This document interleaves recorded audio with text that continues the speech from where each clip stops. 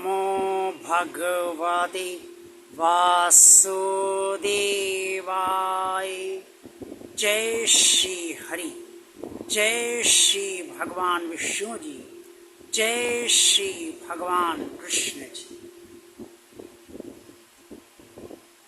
भगवान और आप चैनल के अत्यंत श्रद्धालु भक्तों, हम सब अपने जीवन में कर्म अवश्य करते हैं और कर्म करने भी चाहिए, क्योंकि आलस्य से इस जीवन में कुछ भी प्राप्त नहीं होता है। लेकिन कर्म हम कैसे करें, किस तरह से करें जिससे भगवान की भी प्राप्ति हो और फल भी हमें अच्छा मिले और फल के बंधन में भी हम ना बंधें और कर्मों में आसक्ति भी हमारी ना हो, ये सब कुरुक्षेत्र के मैदान में परम परमात्मा भगवान श्री कृष्ण जी ने अर्जुन को स्पष्ट तौर पे बताया है। भगवान श्री कृष्ण ने अर्जुन को कर्म योग के बारे में जो कुछ भी बताया है वो श्रीमद् भगवद गीता के अध्याय 3 और अध्याय 5 में स्पष्ट तौर पे वर्णित है।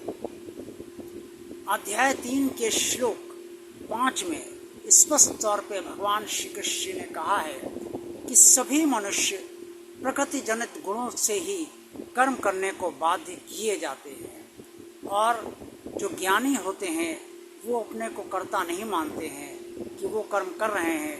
अज्ञानी जो होते हैं वो अपने को कर्ता मानते हैं।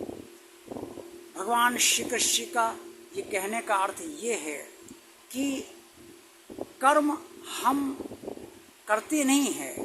जो प्रकृति जनित गुण हमें मिले हैं, हमारा सतोगुण, रजोगुण, तमोगुण, इन सब गुणों के प्रभाव से ही मनुष्य कर्म करता है।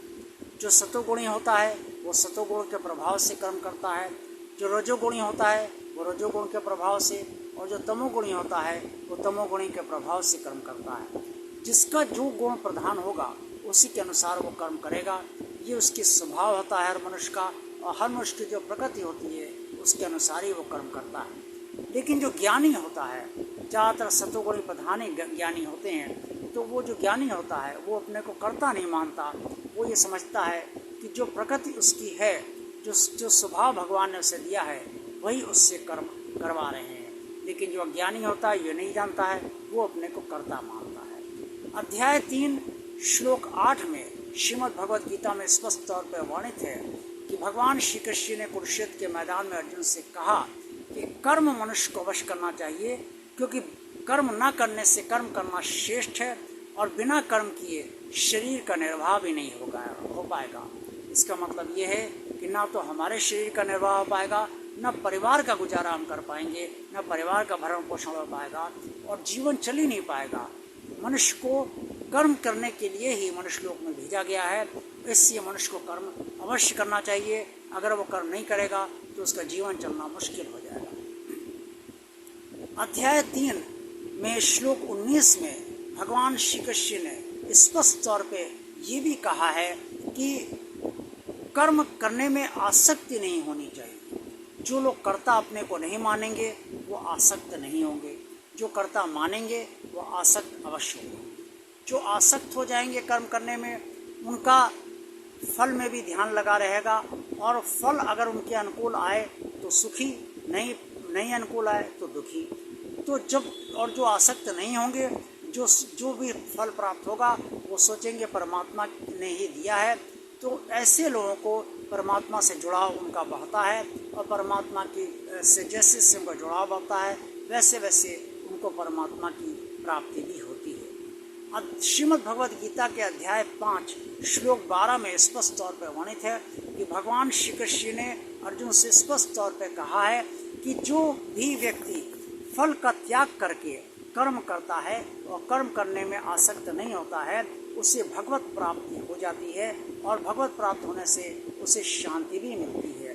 लेकिन जो लोग सकाम स्थिति में कर्म करते हैं, उनको जो भी फल मिलता है उससे वो फल के बंधन में फंस जाते हैं, क्योंकि फल अगर अच्छा है तो वो सुखी हैं और अगर अच्छा नहीं है तो वो दुखी भी हो जाते हैं। स्पष्ट है कि कर्मों के फल का त्याग हमें करना ही पड़ेगा। अब त्याग हम कैसे करें? अगर हम ये मानेंगे कि हम कर्म कर रहे हैं तो फल के बंधन में अवश्य हम फंसेंगे और आसक्ति भी हमें होगी। अगर हम ये मानेंगे हम कर्म नहीं कर रहे, जो भगवान ने हमें स्वभाव दिया है, जो भगवान ने हमें कर्तव्य दायित्व उत्तरदायी दिए हैं, जो जिम्मेदारी हमारे नियत की है और जो हमें अपने लिए भी करना है, वो हमारी जो प्रकृति भगवान ने बनाई है वो सब हम उसकी वजह से हमें कर्म करने हैं और हमें हमसे कर्म करवाए जा रहे हैं। जो ऐसा सोचता है वो अपने को कर्ता नहीं मानता है और जो कर्म का कर्ता नहीं मानेगा फल में आसक्ति भी नहीं होगा। वो सोचेगा कर्म तो हमसे करवा लिए गए हैं, अब जैसा जो फल आएगा वो देखा जाएगा और जो फल होगा वो भगवान ने ही दिया होगा। ऐसा सोचते ही मनुष्य को भगवत प्राप्ति होने लगती है, भगवत शांति मिलती है और भगवान से गहरा जुड़ाव बढ़ता जाता है। जैसे जैसे भगवान से गहरा जुड़ाव बढ़ेगा वैसे वैसे भगवान से शांति भी मिलेगी। लेकिन जो लोग सकामी होते हैं, रजोगुणी होते हैं, वो अपनी इच्छा पूर्ण करने के लिए कर्म करते हैं, वो कर्ता अवश्य बनते हैं और अगर फल अच्छा मिला तो ठीक, तो बहुत अच्छा, और अगर फल अच्छा नहीं मिला तो वो दुखी भी होते हैं। फल अच्छा मिलने सुखी होंगे और फल अच्छा ना मिलने से दुखी होंगे, यानी कि फल के बंधन में वो फंसते हैं। और तमोगुणी तो पूरी तरीके से फल के बंधन में फंसे ही रहते हैं, क्योंकि वह ज्ञानी भी होते हैं और हर कर्म वो अपने सुख के लिए ही करते हैं। उन्हें हर समय सुख चाहिए, दुख किसी प्रकार का नहीं चाहिए। आज का वीडियो आपको कैसा लगा? अच्छा लगा है तो लाइक कीजिए। भगवान और आप चैनल आप जिन श्रद्धालु भक्तों ने अभी तक सब्सक्राइब नहीं किया है वो इसे सब्सक्राइब अवश्य कर दें और अपने अन्य साथियों को भी इसे सब्सक्राइब करने को प्रोत्साहित करें। सब्सक्राइब करते समय बेल आइकन को प्रेस अवश्य कर दें, टच अवश्य कर दें, ताकि भगवान आप चैनल के जितने भी वीडियोस और शॉर्ट हैं वो सब आप तक तुरंत पहुंच जाएं, तो आप सब उसका आनंद बराबर तुरंत लेते रहें। इस चैनल को ज़्यादा से ज़्यादा लोगों को शेयर कीजिए, अन्य लोगों को भी इस चैनल को ज़्यादा से ज़्यादा शेयर करना के लिए प्रोत्साहित कीजिए, ताकि चैनल ज़्यादा से ज़्यादा लोगों तक पहुँचे और सभी लोग आप सबकी तरह इस चैनल का आनंद लेते रहें। कमेंट्स बॉक्स में आप सब जो कुछ भी कहना चाहें वो अवश्य कहिए। आप सबका दिन शुभ हो। ओम नमो भगवते वासुदेवाय।